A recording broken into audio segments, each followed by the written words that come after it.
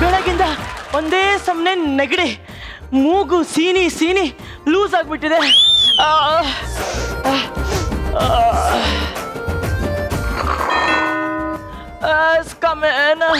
Hello ಮಿಸ್ಟೆಲ್ಲಾ, good morning. Hi sir, ಹೇಗ್ ನಡೀತಾ ಇದೆ ಜೀವನ?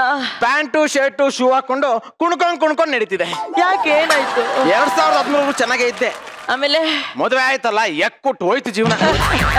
ನೀವ್ ಹೇಗಿದ್ದೀರಿ? ನೋಡಿ ಡಾಕ್ಟ್ರೆ, ಬೆಳಗಿಂದ ಒಂದೇ ಸಮನೆ ನೆಗಡಿ. ನನಗೇನ್ ಮಾಡ್ತಿರೋ ಗೊತ್ತಿಲ್ಲ. 10 ನಿಮಿಷದಲ್ಲಿ ಶೋ ಸ್ಟಾರ್ಟ್ ಆಗುತ್ತೆ. ನೀವು ನನ್ನನ್ನ ರೆಡಿ ಮಾಡ್ಲೇಬೇಕು. ಹುಣ್ಸೆ ಹಣ್ಣು ತುರ್ಕೊಂಬಿಡಿ. ಮತ್ತಿನ್ನೇನ್ ಮೇಡಮ್, ಇದೇನ್ ಬಿನ್ಗೆಗಾಗಿರೋ ತೂತ ಸೋಪ್ ಹಾಕಿ ಮುಚ್ಚಕ್ಕೆ? ಪ್ಲೀಸ್ ಡಾಕ್ಟ್ರೆ, ಏನಾದ್ರು ಮಾಡಿ, ಅರ್ಜೆಂಟ್ ಇದೆ ಡಾಕ್ಟ್ರೆ. ಮಾಡೋಣ, ಬಾಯ್ ಓಪನ್ ಮಾಡಿ. ಉಸಿರಾಡಿ.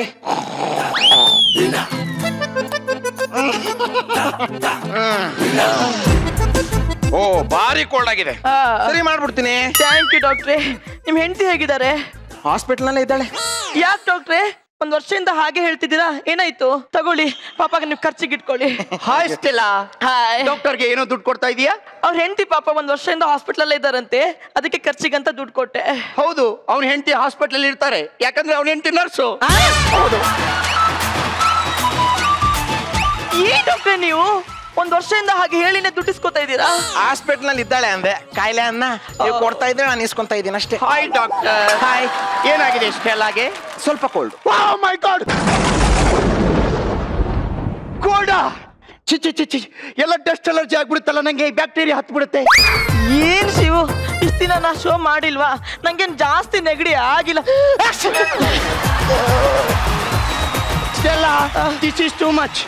ಇವತ್ತು ಶೋ ಹೌಸ್ಫುಲ್ ಆಗಿದೆ. ನನ್ನ ಪರ್ಫಾರ್ಮೆನ್ಸ್ ನೋಡಕ್ಕೆ ದೊಡ್ಡ ದೊಡ್ಡ ಅಧಿಕಾರಿಗಳು ಬರ್ತಾ ಇದ್ದಾರೆ. ನೋಡು, ಇವತ್ತು ಶೋ ನನ್ನ ಜೀವನದಲ್ಲಿ ಮುಖ್ಯವಾದ ಶೋ, ಅರ್ಥ ಮಾಡ್ಕೋ. ಡೋಂಟ್ ವರಿ ಶಿವು, ಅವರು ಲೈಫ್ ಅಲ್ಲೇ ಮರಿಬಾರ್ದು ಅಂತ ಪರ್ಫಾರ್ಮೆನ್ಸ್.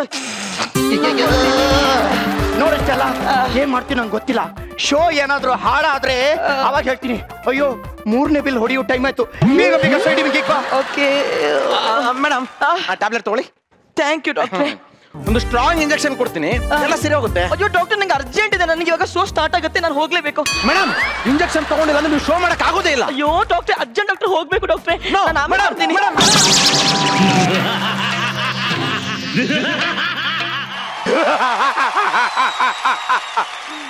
ನನ್ನ ಮೇಲೆ ಯುದ್ಧವೇ?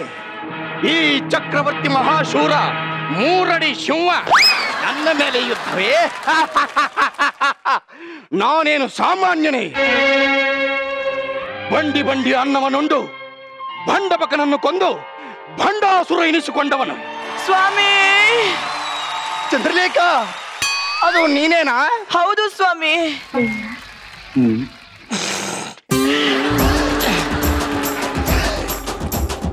ಪ್ರಿಯೆ, ಓ ನನ್ನ ಒಲವೇ, ಚೆಲುವೆ, ನವಿಲೆ, ನೈದಿಲೆ, ರಂಭೆ, ತಿಲೋತ್ತಮೆ, ನೀಲ, ಸುಸ್ಮಿತಾ, ಮೇಘನಾ, ಪಾಟೀಲ.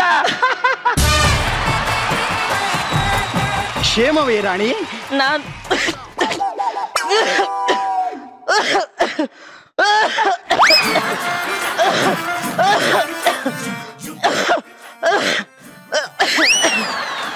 ಕ್ಷೇಮ ಪ್ರಾಣಕಾಂತ.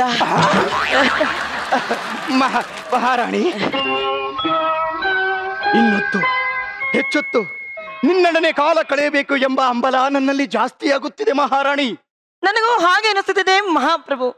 ನಾನು ನಿಮ್ಮೊಡನೆ ಇರುವ ಪ್ರತಿ ಕ್ಷಣವು, ನಿಮ್ಮನ್ನು ಅಗಲಿರುವ ಪ್ರತಿ ಕಾಲವು ಕಾದಿರುವ ದೋಸೆ ಹಂಚಿನ ಮೇಲೆ ಕೂತಂತೆ ವಾಸವಾಗುತ್ತದೆ. ಈ ವಿರಹ ಯಾತನೆಯನ್ನು ತಾಳಲಾರೆ. ಬಾ ಬಾ, ನನ್ನನ್ನೊಮ್ಮೆ ಚುಮ್ಮಿಸು. ಪ್ರಿಯತಮೆ, ಪ್ರಿಯೇ, ಪ್ರಿಯೇ.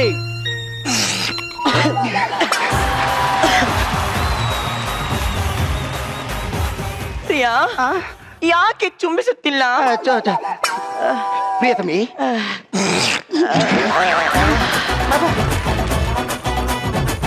ಇನ್ನೊಂದು ಚುಂಬನವನ್ನು ಕೊಡಬಾರದೆ? ಪ್ರಿಯತಮೆ, ಪ್ರಿಯತಮೆ, ಕೊಡಿ.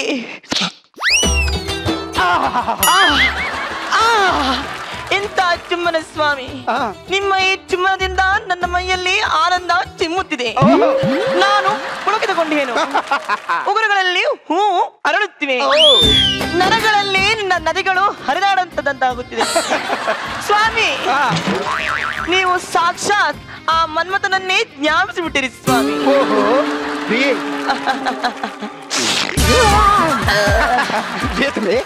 ನಿನ್ನೆ ನೀನು ಸಂದೇಶ ಕಳಿಸಲೆಂದು ಕಳಿಸಿದ ಪಾರಿವಾಳ ಸಂದೇಶ ಕಳಿಸಿದ ಹಾಗೆ ಹೋಗಿಬಿಟ್ಟಿತಲ್ಲ. ಓ, ಅದು ನಾನು ನಿಮ್ಗೆ ಕೊಟ್ಟ ಮಿಸ್ ಕಾಲ್ ಪ್ರಾಣಕಾಂತ. ನಾನೆಂತ ವಿವೇಕಿ, ಹಾಗಾದ್ರೆ ನಿನಗೆ ಒಂದು ಕಾಲ್ ಮಾಡಬೇಕಿತ್ತಲ್ಲವೇ ನಾನು? ಹೌದು, ಪ್ರಿಯತಮೆ, ನಾನೇ ಬಂದಿರುವೆನಲ್ಲ ಸ್ವಾಮಿ. ಪ್ರಿಯತಮೆ, ಸ್ವಾಮಿ ಸ್ವಾಮಿ, ನೀವು ನೆನ್ನೆ ಕರೆ ಮಾಡಿ ಏನು ಹೇಳಬೇಕು ಎಂದಿರಲ್ಲ? ಹೌದು ಹೌದು. ನಾವೇಕೆ ಸುರಪಾನವನ್ನು ಮಾಡಬಾರದು? ಏನು ಹೇಳಬೇಕಿತ್ತು? ನಿನ್ನ ಪ್ರೇಮ ಪ್ರಸಂಗ ನಿನ್ನ ಪತಿರಾಯನಿಗೆ ತಿಳಿದಿದೆ ಎಂದು ಗೂಢಾಚಾರರಿಂದ ಸಂದೇಶ ಬಂದಿದೆ ಮಹಾರಾಣಿ. ಏನು? ನನ್ನ ಪತಿರಾಯನಿಗೆ ಈ ವಿಷಯ ಗೊತ್ತಾಗಿದೆ? ಹೌದು ಮಹಾರಾಣಿ. ನಿಮ್ಮ ದೇಶದ ಗೂಢಾಚಾರರಿಂದ ತಿಳಿದು ಬಂದಿರಬಹುದು. ಆಗಿರಬಹುದು. ಪರವಾಗಿಲ್ಲ ಪರವಾಗಿಲ್ಲ. ಸ್ವಾಮಿ, ಹೇಳು. ನೀವು ಅವರೊಡನೆ ಸ್ವಲ್ಪ ಎಚ್ಚರಿಕೆಯಿಂದ ಇರಬೇಕು. ಹೌದು ರಾಣಿ, ಹೌದು. ತೆಗೆದುಕೋ.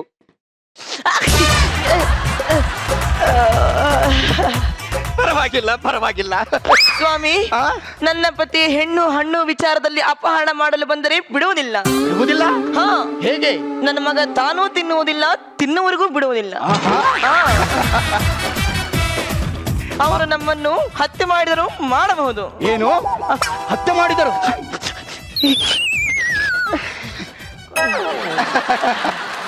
ಹೇಗೆ ಹತ್ಯೆ ಮಾಡ್ತೇನೆ? ಅಷ್ಟೊಂದು ಧೈರ್ಯವಿದೆಯೇ ಅವನಿಗೆ? ಖಂಡಿತವಾಗಿಯೂ ಇದೆ ಮಹಾಪ್ರಭುಗಳೇ. ಅವನಿಗೆ ಮೈಸೂರಿನ ಯುವರಾಜನಾದ ಜಗ್ಗಪ್ಪ, ಗೊಬ್ಬರಗಾಲದ ಯುವರಾಜನಾದ ಟಕೀಲ, ಬೆಂದಕಾಳಿನ ಯುವರಾಣಿಯಾದಂತಹ ಸರಾಯ್ ಸುಷ್ಮಿತಾ ಅವರೆಲ್ಲರ ಬೆಂಬಲವಿದೆ. ನನಗೂ ಬೆಂಬಲವಿದೆ. ಕತ್ರಗುಪ್ಪೆ ರಾಜ್ಯದ ಮಹಾರಾಣಿಯಾಗಿರ್ತಕ್ಕಂಥ ರಚಿತಾರಾಮ್ ಅವರು ಅವರ ಸೈನ್ಯವನ್ನೆಲ್ಲ ನಮಗೆ ಧಾರೆ ಕೊಡ್ತಾರೆ ಎಂದು ಬಾಡಿಗೆ ಕೇಳಿದ್ದಾರೆ ಅಲ್ಲವೇ? ಅಷ್ಟೇ ಯಾಕೆ, ಮಂಗಳೂರಿನ ರಾಜರಾದ ಗುರುಕಿರಣ್ ಅವರು ಮಂಗಳೂರಿನ ರಾಜರಾದ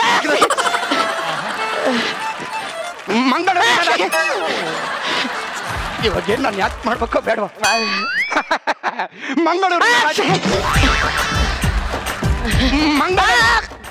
ಮಂಗಳೂರಿನ ರಾಜರಾಗಿರ್ತಕ್ಕಂಥ ಗುರುಕಿರಣ್ ಅವರು ಅವರ ಸಕಲ ಧಾರ್ಯಗಳನ್ನೆಲ್ಲ ನಮಗೆ ಎರೆಯುತ್ತಾರಂತೆ. ನಮಸ್ಕಾರ, ನನ್ನ ಹೆಸರು ಪಾವುಗಡ. ಎಲ್ರೂ ಪ್ರೀತಿಯಿಂದ ಪ್ರಕೃತಿ ಪಾವುಗಡ ಪ್ರಕೃತಿ ಪಾವುಗಡ ಅಂತಾರೆ. ಅಲ್ಲಿ ನೀರಿಗೇನೋ ಕೊರತೆ ಇಲ್ಲ, ಅದಕ್ಕೆ ಬೇರೆ ಊರಲ್ಲಿ ವಾಟರ್ ಮ್ಯಾನ್ ಕೆಲಸ ಮಾಡ್ತಾ ಇದ್ದೀನಿ ಮೇಡಮ್. ತುಂಬಾ ಸಂತೋಷವಾಗಿದ್ದೀನಿ ಅಂತ ಅನ್ಕೊಂಡಿರಕ್ಕಾಗಲ್ಲ, ಒಳಗಡೆ ತುಂಬಾ ನೋವಿದೆ ಮೇಡಮ್. ನೀವು ಹೇಳ್ತಾ ಇರ್ತೀರಾ ಲ್ಯಾಗು, ನೀನ್ ಯಾವಾಗ್ಲೂ ಬರೀ ಫಸ್ಟ್ ನೈಟು ತಂದಿಡೋದು ಇಂಥ ಸ್ಕಿಟ್ಟೆ ಮಾಡ್ತೀಯ ಅಂತ. ಈಗ ನೋಡಿ ಮೇಡಮ್, ನಾನೇನು ಅಂತ ಗೊತ್ತಾಗುತ್ತೆ. ಕರೆಂಟ್ ಬಂತು ಅನ್ಸುತ್ತೆ, ಮೋಟರ್ ಆನ್ ಮಾಡ್ಬೇಕು, ಇಲ್ಲಾಂದ್ರೆ ವಾಟರ್ಗೆ ವಾರ ಬಿಡುತ್ತೆ. ಅಯ್ಯೋ ಸಾರಿ ಸಾರಿ ಮೇಡಮ್, ಸಾರಿ ಮೇಡಮ್.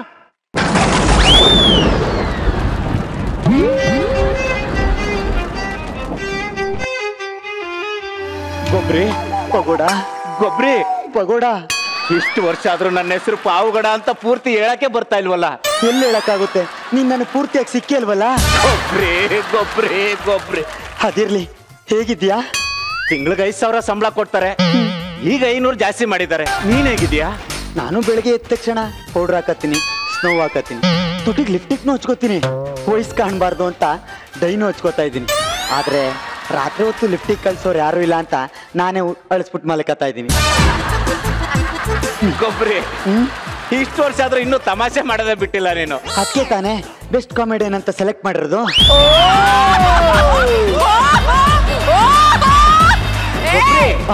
ನೀನ್ ಇನ್ನೂ ಆ ಭ್ರಮೆಲೆ ಬದುಕ್ತಾ ಇದೀಯಾ? ತಮಾಷೆ ಮಾಡಿ ಸಾಕು. ಏನ್ ಮಾಡ್ಕೊಂಡಿದ್ಯಾ? ವಾಟರ್ಮನ್ ಕೆಲಸ ಮಾಡ್ತಾ ಇದ್ದೀನಿ. ನೀನ್ ಹೇಗಿದ್ಯಾ? ನೀನಿಲ್ದೇ ಇರೋ ನಾನು, ನೀರಿಲ್ದೇ ಇರೋ ಮೀನು, ಹೇಗಿರಕ್ ಸಾಧ್ಯ ಹೇಳು? ಗೊಬ್ರಿ ಈ ನೀರಿಲ್ಲ ಅಂತ ಹೇಳ್ಬಿಟ್ಟು ಈ ಮೀನು ವಿಲವಿಲ ಅಂತ ಒದ್ದಾಡ್ತಾ ಇದ್ಯಾ? ಇಲ್ಲಪ್ಪ, ಯಾರೋ ಒಬ್ಬ ಪುಣ್ಯಾತ್ಮ ತೆಗೆದು ಫಿಶ್ ಟ್ಯಾಂಕ್ ಬಿಟ್ಕೊಂಡ. ಅದೇ ಅವತ್ತು ನೀನು ಬಂದಿದ್ರೆ, ಬಂದಿದ್ನಲ್ಲ, ಬಂದು ನಮ್ಮ ಅಪ್ಪನ ಹತ್ರ ಮಾತಾಡಿದ್ರೆ, ಬಂದು ನಿಮ್ಮ ಅಪ್ಪನ ಹತ್ರ ಮಾತಾಡಿದ್ನಲ್ಲ, ಅವತ್ತು ಬಂದಿದ್ರೆ, ಬಂದು ನಮ್ಮ ಅಪ್ಪನ ಹತ್ರ ಮಾತಾಡಿದ್ರೆ ನನ್ಗೆ ಈ ಪರಿಸ್ಥಿತಿ ಬರ್ತಿರ್ಲಿಲ್ಲಪ್ಪ ಕೂಡ. ಗೊಬ್ರಿ ನಾನು ನಿಮ್ ಮನೆಗ್ ಬಂದಿದ್ದೆ. ನಿಮ್ಮಪ್ಪ ಸಂಜು ಅಪ್ಪನ ಹತ್ರ ಮಾತಾಡಿದ್ನಲ್ಲ.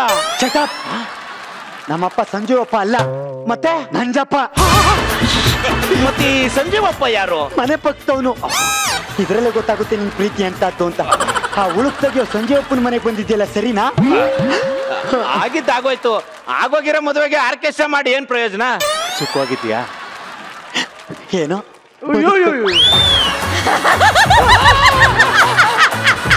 ಏನೋ ಬದುಕ್ಬೇಕಲ್ಲ ಅಂತ ಬದುಕ್ತಾ ಇದ್ದೀನಿ. ಸಮಾಧಾನ ಮಾಡ್ಕೋ ಗೊಬ್ರಿ. ಇಬ್ರು ಮಕ್ಳಿದ್ದಾರೆ.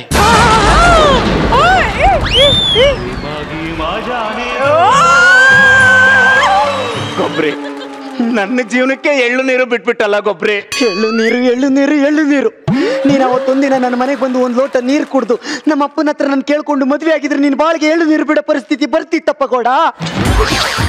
ಏನು, ಇಬ್ರು ಮಕ್ಳಿದ್ದಾರೆ. ಇಬ್ರು ಮಕ್ಳಿದ್ದಾರೆ ಅಂತ ಯಾಕೆ ನನ್ನ ಪದೇ ಪದೇ ಚುಚ್ಚಿ ಸಾಯಿಸ್ತಾ ಇದೀಯಾ? ಪ್ರತಿ ಕ್ಷಣ ನೀನ್ ಬರ್ತೀಯಾ, ನನ್ನ ಮದ್ವೆ ಆಗ್ತೀಯಾ, ಹನಿಮೂನ್ಗೆ ಆಮ್ಲ ಕರ್ಕೊಯ್ತೀಯ ಅನ್ಕೊಂಡಿತ್ತಪ್ಪ.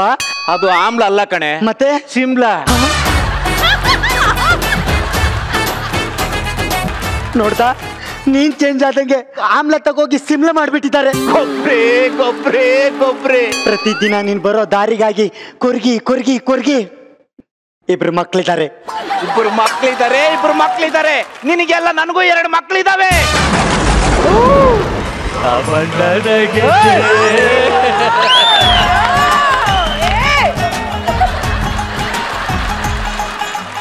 ಗೊಬ್ರಿ, ಅದಿರ್ಲಿ, ಈಗೇನ್ ಮಾಡೋದ? ಹೋಟ್ಲಿಗೆ ಹೋಗೋಣ.